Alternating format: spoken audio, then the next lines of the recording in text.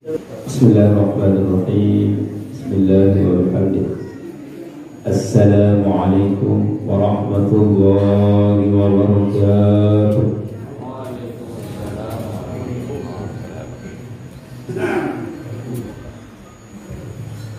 Alhamdulillahirabbil alamin. Hamdan yuwafi 'amahu wa yukafi mazidah. يا ربنا الحمد كما ينبغي لجلالك وجهك الكريم وعظيم سلطانك. اللهم اصلح أمة محمد صلى الله عليه وسلم وفرج عن أمة محمد صلى الله عليه وسلم وارحم أمة محمد صلى الله عليه وسلم وانشر أحفاد وأيد نهضة الوطن في العالمين بحق محمد صلى الله عليه وسلم. Amma yang saya hormati seluruh tokoh agama, tokoh masyarakat, para pengisi, tokoh-tokoh organisasi, para pemuda, remaja, singkatnya jamaah kaum muslimin dan muslimat yang dimuliakan Allah Subhanahu wa ta'ala. Alhamdulillah, Wasyukurulillah, selalu terbarang panjang tak puji dan syukur dari Allah Subhanahu wa ta'ala. Sawaikana kita niki sehat walafiat, mau kita berdaya di pengajian tadi di tengah-tengah kesibukan. Apalagi guru kami itu sibuk repot, repot si selalu, terutama tembakau. Lalu syukur arah si ekor. Dengan dinara si repot susah. Yang perlu kami syukur arah si repot. Dia ini kejar baru ke kalau tengah ini. Syukur dia terlambat lalu. Mudah-mudahan kebarang-barang sehat walafiat. Mudah-mudahan reda Allah bersama kita. Mudah-mudahan tetap bersama kita ngaji. Mudah-mudahan tetap tekun ikuti pengajian. Insya Allah arah doa Allah. Seandainya dia terpaham tokoh-tokoh kita ibadah luar biasa nih mas sekalian. Oleh karena itu mudah-mudahan reda Allah arah kita selalu dan barokah hidup dan barokah rezeki si mau teriki, dan mudah-mudahan rezeki yang dapat mengantarkan kita kepada surganya Allah Subhanahu wa ta'ala. Amin ya rabbal alamin. Selawat dan salam kita haturkan kepada junjungan alam besar Muhammad sallallahu alaihi wasallam. Allahumma salli ala Sayyidina Muhammad wa ala alihi. Mudah-mudahan dengan selawat yang kita baca para jemaah sekalian, kita niki selaku mau syafaat dekat bagi Nabi di hari kiamat nanti. Mau kita syafaat selamat kita dengan sebab Nabi, dengan sebab kehidupan bagusnya kita di dunia. Hidup kita di dunia niki modal besar untuk keselamatan akhirat. Karena Allah Subhanahu wa ta'ala mengatakan dalam Al-Quran, wabtaghi bima ataqallahu daral akhirah wala tansa nasibaka minad dunya wa ahsin kama ahsanallahu ilaik wala tabghil fasada fil ardh innallaha la yuhibbul mufsidin. Nah, para jemaah sekalian, kita masuk sedikit kepada kitab kita. Nah, pertemuan yang dulu kita sampai kepada dukhulul waktu. Yang tidak salah satu syarat orang itu boleh melakukan sholat setelah masuknya waktu. Ini terganggu dengan sembahyang namun tidak ada waktu. Baik waktu yang ditakdimkan maupun waktu yang ditakhirkan. Nah, sekarang kalau jamaah takdim dia harus ada waktu sholat yang pertama, itu harus.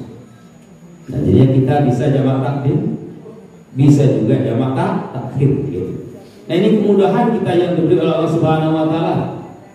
Sama kita lihat dalam perjalanan jauh misalnya nih, dia terbau sembahyang. Ya kalau dia mulai Lombok jadi sampai kita lalu untuk menjamaah-jamaahkan ini. Tapi kalau di kota, contoh mulai Jakarta berangkat sore mau ke Jakarta Timur, dari Jakarta Selatan atau Jakarta Selatan ke Timur, kalau masuk jalan tol bisa macet tol. Mereka kita asal bila tersampai Isya. Nah ini. Nah bagaimana maghribnya? Nah kita harus jamak takhirkan dia. Kita jamak takhir. Kita berniat misalnya mengerjakan sholat maghrib nanti pada waktu Isya. Tapi ingat tempat kita berniat ketika ada waktu maghrib. Apa nanti pada sembahyang maghrib le waktu Isya. Berlaku itu dengan baru. Bisa terjadi tapi bisa terjadi perjalanan itu secara ukuran masyarakat jarak dia terbau berjamaah ya. Lekereng masuk orang. Nah ini masalah, tidak terduga kan? Bisa kita di perjalanan naik mobil mabuk itu. Nah kan kotor bisa kena kereng tadi atau kena dengan kotoran yang lain, kan itu kita sembahyang. Kita peta kereng, beli kereng di mungkin. Nah nanti bau terjamaah dia. Bareng juga sembahyang bisa. Sembahyang maghrib balik jamaah takhir. Nah ini kemungkinan yang bisa terjadi karena ada ilah-ilah tersendiri. Tapi kalau dari segi jarak ya tidak bisa. Kenapa tidak bisa? Karena jaraknya sangat dekat gitu. Nah, jarak yang bisa dijamakan adalah itu 85 kilo. 85 kilo niki sampai Mataram dia baru 85. Ada bedanya? Arab 20 lagun dek mutar-mutar gitu. Ya, jangan mutar-mutar untuk mencari 85. Nah gitu. Jangan mutar lewat Bin, terus lewat Kau, terus Bujur, mutar Mampu. Nah, bukan begitu. Ini ukuran secara normal perjalanan jemaah sekalian. Nah, oleh karena itu kita harus tahu jarak-jarak yang boleh kita itu untuk menjamaahkannya. Nah ini kemudahan yang ada di dalam kemudahan. Bahkan yang 4 bisa digerakkan jadi 2 karena kasar. Itu kapan waktunya? Iya kalau ada kesulitan musafir. Secara gambaran musafir bisa berangkat ke Sumbawa. Boleh. Mulai dari rumah bisa mulai itu dijamaahkan dan dikasar. Karena kita dianggap sudah mau berangkat. Namun tentu sudah berangkat. Atau orang haji, orang pergi haji, gitu. Bisa dia menjamaahkan.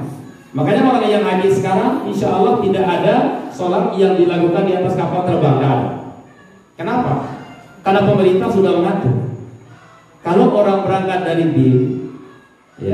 Bil, itu jam sore, dia akan sampai nanti di Mekah tengah malam. Ya. Maghribnya dijamak akhirkan ke waktu Isya. Perjalanan kalau sampai Madinah 12 jam, sampai Mekah 11 jam. Ya. Bisa berangkat dari sini jam berapa? Jam 5 sore biasa. Jam 5 tambah 12. Berarti jam berapa sampai sana nanti? 12 jam. Berarti jam 17 jam kira ini. Jam 5. Jam 4. Masih dia waktu Isya. Potong lagi.